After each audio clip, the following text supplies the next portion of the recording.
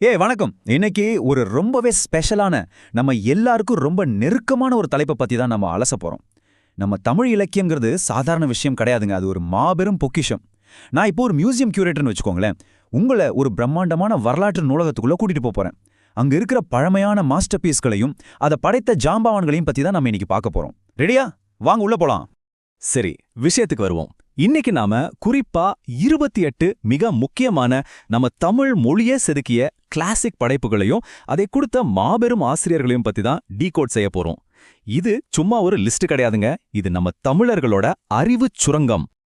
ஒரே நேரத்துல 28 பேரையும் நூல்களையும் அப்படியே ஞாபகம் வச்சுக்கிறது கொஞ்சம் கஷ்டம்தான் இல்லையா? அதனாலேயே இதை புரிஞ்சுக்க ஈஸியா 4 கேட்டகரியா பிரிச்சிருக்கோம். அடிப்படை நூல்கள், காப்பியங்கள், பக்தி இலக்கியங்கள், அப்புறம் பிற்கால நவீன நூல்கள். இப்படி ஒரு லிட்டரரி லைப்ரரி மாதிரி செட் பண்ணிட்டோம்னா படிக்கிறதுக்கும் ஈஸியா இருக்கும், ரொம்ப சுவாரஸ்யமாவும் இருக்கும். முதல்ல அடிப்படை நூல்கள்.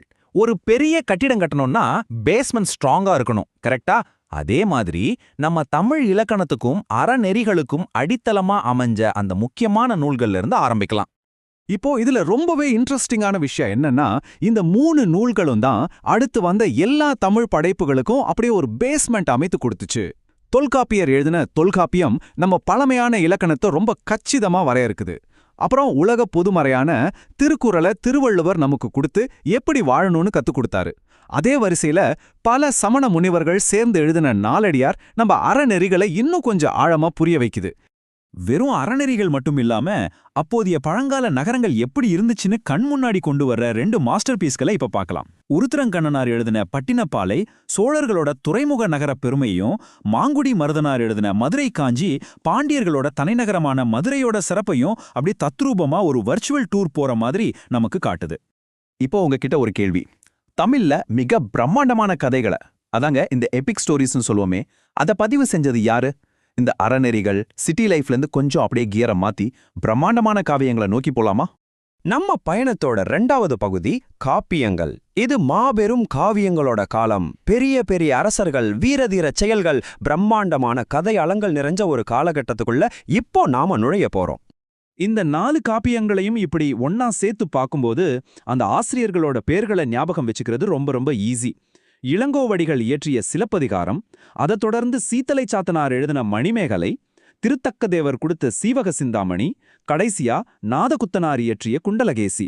இது 4மே உண்மையிலேயே மாபெரும் தமிழ் காப்பிய செல்வங்கள். இது எவ்ளோ பிரில்லியண்டா நமக்கு ஒரு விஷயத்தை விளக்குதுன்னு பாருங்களேன். வடமொழியில வால்மீகி முனிவர் இயற்றிய ஒரிஜினல் இராமாயணம் எப்படி தமிழ்ல மறு உருவாக்கம் செஞ்சாங்க தெரியுமா? கம்பர் அந்த மூலக்கதையை அப்படியே தன் தனித்துவமான தமிழ் நடையில ஒரு மாபெரும் காப்பியமா கம்பராமாயணம்னு செதுக்கினாரு. இது சும்மா ஒரு மொழிபெயர்ப்பு இல்லைங்க, தற்சார்பு கொண்ட ஒரு அற்புதமான தழுவல். இந்த எபிக்ஸ் வரிசையில நாம கண்டிப்பா மிஸ் பண்ணக்கூடாது இன்னொரு நூல், மகாபாரதம். இதை இயற்றியவர் வியாசர்.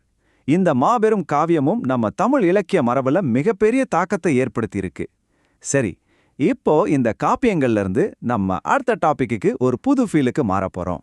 தமிழ் இலக்கிய வரலாற்றிலேயே ரொம்ப ஆழமான ஒரு ஸ்பிரிச்சுவல் ஃபீல் தரக்கூடிய பக்தி இலக்கியங்கள் காலகட்டத்துக்குள்ள இப்போ போக போறோம். மனித மனங்களை இறைவனோடு இணைத்த அருளாளர்களின் காலம் இது. இப்போ இதுல ரொம்ப முக்கியமான பாயிண்ட் என்னன்னா, இது வரைக்கும் நாம ஒரு நூலுக்கு ஒரு ஆசிரியர்னு தான் பார்த்தோம் இல்லையா? ஆனா இந்த பிரம்மாண்டமான பக்தி தொகுப்புகள் பல அருளாளர்கள் ஒன்னா சேர்ந்து உருவாக்குன கூட்டு படைப்புகள்.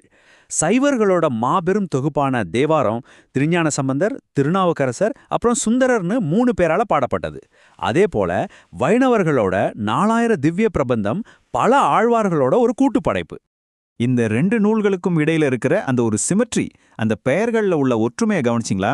ஒரு பக்கம் மார்கழி மாசத்துல பாடப்படுற ஆண்டாளோட திருப்பாவை, இன்னொரு பக்கம் அதே மாதிரி பக்தி பரவசத்தோட மாணிக்கவாசகர் பாடிய திருவெம்பாவை. 2மே நம்ம பக்தி இலக்கியத்தோட அழகிய இரு கண்கள்னு தாராளமா சொல்லலாம். அதே பக்தி பெருக்கோடு இன்னும் 4 மிக முக்கியமான ஆன்மீக நூல்களை பார்ப்போம்.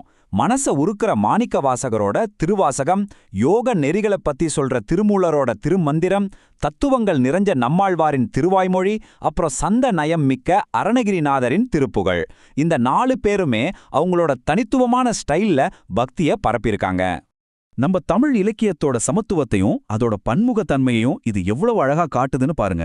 ஒரு பக்கம் சேக்கிழார் எழுதின பெரிய புராணம், கச்சியப்ப சிவாச்சாரியாரின் கந்த புராணம்னு சைவ இலக்கியங்கள், அதுக்கு இணையா உமறு புலவர் எழுதின இஸ்லாமிய காவியமான சீரா புராணம், அது மட்டும் இல்லாம ஹெச். ஏ. கிருஷ்ணபிள்ளை எழுதின கிறிஸ்தவ இலக்கியமான இரட்சணிய யாத்திரிகம்னு எல்லாம் ஒன்னா வீற்றிருக்கு. மதங்கள் வெவ்வேறா இருந்தாலும் அது எல்லாத்தையும் இணைக்கிற ஒரு பாலமா நம்ம தமிழ் மொழி இருந்திருக்குங்கிறது நிஜமாவே பெருமையான விஷயம்தானே? இப்போ நம்ம இலக்கிய நூலகத்தோட இறுதி பகுதிக்கு வந்துட்டோம். காலங்கள் மாற மாற இலக்கியத்தோட வடிவமும் அதோட கண்டென்ட்டும் எப்படி மாடர்னா, அதாவது நவீனத்தை நோக்கி நகர்ந்துச்சுன்னு இப்ப பார்க்க போறோம். இதுல பிற்கால சிற்றிலக்கியங்கள்ல ஆரம்பிச்சு நவீன இலக்கியங்கள் வரைக்கும் அடங்கும். போரின் வீரத்தை அக்மார்க் ஸ்டைல்ல பேசுற சேங்கொண்டாரின் கலிங்கத்து பரணி, குழந்தை பருவத்தை கொண்டாடுற குமரகுருபரரின் முத்துக்குமாரசாமி பிள்ளைத்தமிழ், நாடக வடிவில் அமைஞ்ச சுந்தரம் பிள்ளையின் மனோன்மணியம், அப்புறம் இதோ நம்ம மாடர்ன் தமிழின் முண்டாசு கவிஞன் சுப்பிரமணிய பாரதியார் எழுதின வீரம் சிறந்த பாஞ்சாலி சபதம், இப்படி பல பரிமாணங்கள்ல விரிஞ்சு நம்ம 28 நூல்களோட பயணம் ரொம்ப சிறப்பா இங்க நிறைவடையுது. அப்பாடா, பழம்பெரும் நூல்களையும் அதன் ஆசிரியர்களையும் ரொம்ப அருமையான ஒரு ஸ்ட்ரக்சர்ல பார்த்து முடிச்சிட்டோம். அறிவை வளர்க்கிற அறநூல்கள், வியக்க வைக்கிற காப்பியங்கள், மனசு உருக்கிற பக்தி படைப்புகள், புதிய விழிப்புணர்வை தர்ற நவீன இலக்கியங்கள்னு எல்லாத்தையும் தெரிஞ்சுக்கிட்டோம். இப்போ உங்ககிட்ட ஒரு கேள்வி. இந்த மாஸ்டர் பீஸ்கள்ல நீங்க முதல்ல எதை படிக்க போறீங்க? இந்த அலசல் கண்டிப்பா உங்களுக்குள்ள ஒரு புது தேடலை, ஒரு ஸ்பார்க்க உருவாக்கி இருக்கும்னு நம்புறேன். இந்த நூல்களை தேடி படிங்க, அனுபவிங்க. மீண்டும் ஒரு சுவாரஸ்யமான தலைப்போட உங்களை சந்திக்கிறேன். அது வரைக்கும் வணக்கம்.